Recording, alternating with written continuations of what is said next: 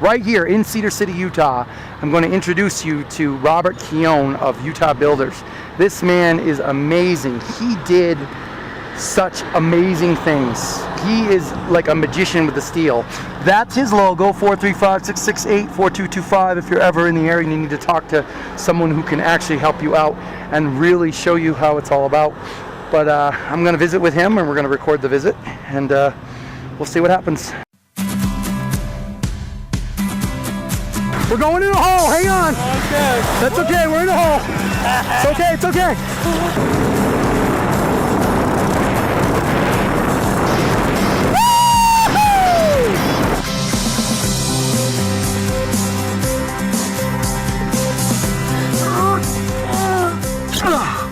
Okay. That was a lot quicker than I thought it was.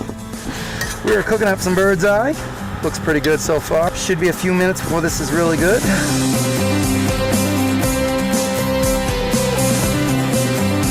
We can't go with chains.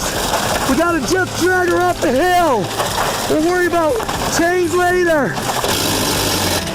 We call this a CTC, which stands for cargo trailer conversion, or cargo trailer camper, or cargo trailer crap, whatever you want to call it. It has all kinds of names.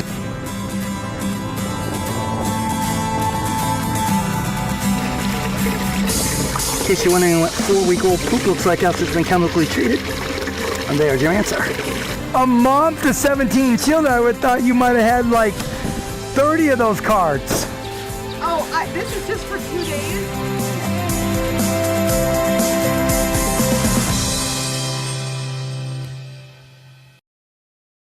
Me in the head and in the face, and it was unbelievable. This storm just was raging, and it was so creepy. I was so scared. Dude, you don't climb out, that could kill you. What? Those hailstones could kill you. Yeah, well, so could be in a tiny home when you fall off a cliff. I chose the It was literally going off. it was literally sliding off the cliff, and I finally got her hooked, no chains, and I pinned it. You can see the pin got bent right around on it from the force of it. And I didn't even have this. I was like, no lights, no chains, we're just dragging it. And as soon as I got in the car, I felt the car start to go backwards a little bit. And I looked out, I'm like, it was hard to see. I saw more than what picked up on video just because of the temperature went from 90 to 30 when the hail hit. Like all the hot air was just evaporated and went into the storm probably. And so everything was just, fogged up completely. Like there was no visibility. Like I was literally driving blind. I had all these lights on, but you wouldn't even think I had any lights on. The windshield was getting smashed. The windshield's like, you can see it's blown out. The windshield's cracked. So yeah, well look at the windshield.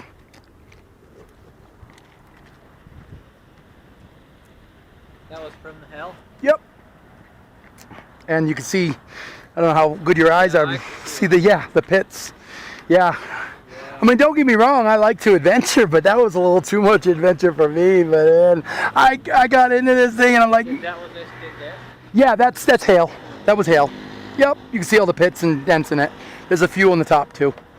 Your insurance will take care of that. What do they got to do? Give me new metal? It's 2012. And they're going to just give me new metal on the car? I don't think they will. They might. They would pull out those dents. They have people that would pull them out. Yeah, they might. I honestly don't care, but Yeah, I know what you're saying. my goal is to save the car and to gut the tiny home. And then Danny over here at Cedar will probably, I bet he could find a buyer right away for that. I'm sure trailers are hard to even keep in one spot anymore. Oh, yeah. So you find something that's like a ready-made conversion and they would probably suck it up. $2,000, I paid $3,800 for it. It's got trailer brakes on it. I mean, it's a nice setup. Yeah. It's a good, it's got, it's gonna have a few things that gotta be touched up on it, but it's like a project that they can work on, you know what I mean? So the question is, how do I can't haul, I have to be in Florida, I have to be in Miami on October 22nd. Yeah. So that's how long I have. I like till October probably 1st to get this done. So my goal is to get a shuttle bus, but the question is where to build. So, what do you think of... Because we can't do anything to fix it. Even if we found a way to like throw stuff away. See this I was telling you about with the metal? You did that, didn't you? You did that. You welded that. I welded it? Yeah, you made the bar for the gas cans. You made the bar for these. You remember these? These ones have vents in them. You built that. I remember putting this on, but I don't remember this bar very good. Hey. Yeah, that was the last day. The last day we were together, you said, I'm not going to charge you for that. That was the last day. And so, but they'll get this and that. They'll get that. All, that's going to stay. I know those buses I heard have really good AC in them. And they run off the diesel, so you're not like, running off batteries for that. So why would I even take that unit out? I just leave it right in the wall. Comes with a trailer. Solar panels, of course, will go. My weather station will go. I'm impressed. You still have your bike. True story about that. I know you told me. Yeah, about then it. you already know. Yeah, so I uncovered it a little bit ago to show him, and I covered it back up because I couldn't look at it anymore. It's just too sad. The light's not fixed. No, it needs $1,500 in work. Yeah, it was badly damaged. They ripped it. They gutted it. Did you ever get to pay it back? So they're in jail now, but they have no money. So they either pay restitution or they go to jail. That's the choice. And the lady said, what do you want to do? Do you want to waive restitution? I said, no, absolutely not. They're either going to pay in jail or they're going to pay out of their pocket, one or the other. So that's their choice. I don't condone crime, and I don't like it. Yeah, I don't like it. They'll never learn it. Yeah, I know. She said, do you want to go easy on them? I said, absolutely not. I said, my bike is hanging off the back of my friggin' trailer like in a funeral shroud, I said. It is devastated. It doesn't look anything like the bike you remember. The only way it was recognized was by the weld on the kickstand that you did. That's how unrecognizable that bike is. So, yeah. If you'd come a little earlier, I had the tarp off, but I put it back on again, and it's a pain to put on. But yeah, bottom line is her electrical shredded, tires are busted. What did that benefit them to do that? What do you mean? What did it benefit? Yeah. They were on meth. When you're on meth, I guess it's something in the medical, what the brain does. They were trying to connect different wires and rig up all kinds of weird things, and their brain works differently when you're on meth. I don't know. I don't know how it is. I've never been on meth, so I can't speak to. I don't know what it's like, but apparently people on meth like to take things apart and then put them back together weird, and they don't even know why. And I asked the cop, I was like, what are these wires? And she's like, this is a motorcycle on meth. Don't even try to figure out, just start from scratch. So when the time comes, which this can't be the priority right now for me, it has to be the other. So, but I understand your situation. Trying to think of, but you're right, Ace would be, even with Ace, I still would only have the unit for the trailer, and that shuttle bus would probably block like 6 units, like doors of people's units. I don't know anyone here, just you. I mean, I know Tyler, but I haven't heard from him in months. And Tyler was the guy, remember I told you he lived in the unit next to me? He's the one that had the camper? He worked in the unit. Yeah, one unit over from me. Yeah, he had the trailer, and I have not heard from him in months. Carol probably doesn't have anybody. She's a seamstress, you know her. She lives in New Harmony. Yeah, she lives south of here, yeah. So, my concern is, I have a rental house, but there's no yard. Right. In my shop. But Yeah. I'm in the same dilemma. I wish I had a piece of land. Yeah, no, I know you were trying to buy that field next to you, remember? That didn't work out so well, huh? I just never had any money yet. Yeah, well, I mean, it's gonna cost, I'm sure. And with those horses, that was a big field, so.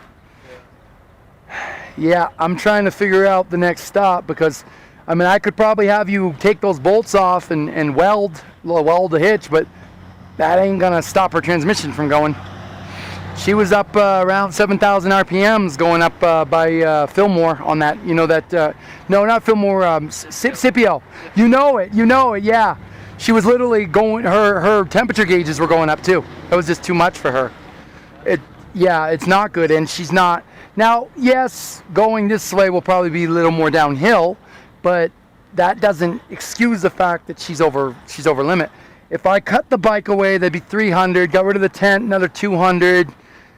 I mean, I don't know. I don't know where all the weight is. I don't either. It's so strange. I know. Why is it so heavy? What was it? I mean, your bike probably 700. I didn't. No, my bike is 260, like 260, 270. It was 4420. Oh, but were your tanks full of water? No.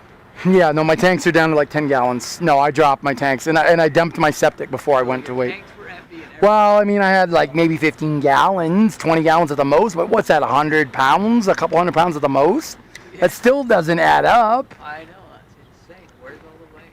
Go up 1,300? 13 dry weight, yep. Because you remember when I first brought it to No you. way I put 1,000 pounds of steel. Oh, I'm not saying you did. I just think that it all added up. I wonder how heavy your tent is. Oh, I can tell you, that's 158 pounds. Yeah, That's all? that's it. Yeah. Me and Heather picked that thing up when Carl had us at gunpoint by ourselves and moved it onto the roof. You remember that story, right? Yeah. Yeah. Yeah, the whole world knows about it now because I have a YouTube channel, so the story's out now. Actually, Crazy Adventures? Yeah. Yeah, we did. We really did. Still do.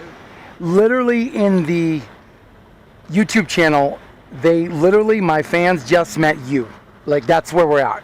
You literally just got the empty trailer. That's where we're at in the story. And like, I've been busy the last couple of months in Nebraska with some other things, so I haven't had a chance How to many really. fans do you have that follow you? 10. I don't really care. I didn't do it to get numbers. I mean, it would have been cool, but what I've been doing is I've been creating some new content that when I get it uploaded, if I ever get around to it, it should bring in more people. Right now, I'm telling a very monotone story with pictures and videos of the past. Yeah. But now I'm recording content as I'm on the road, and believe me, you just can't make that storm the other night. You can't make that stuff up. That'll probably.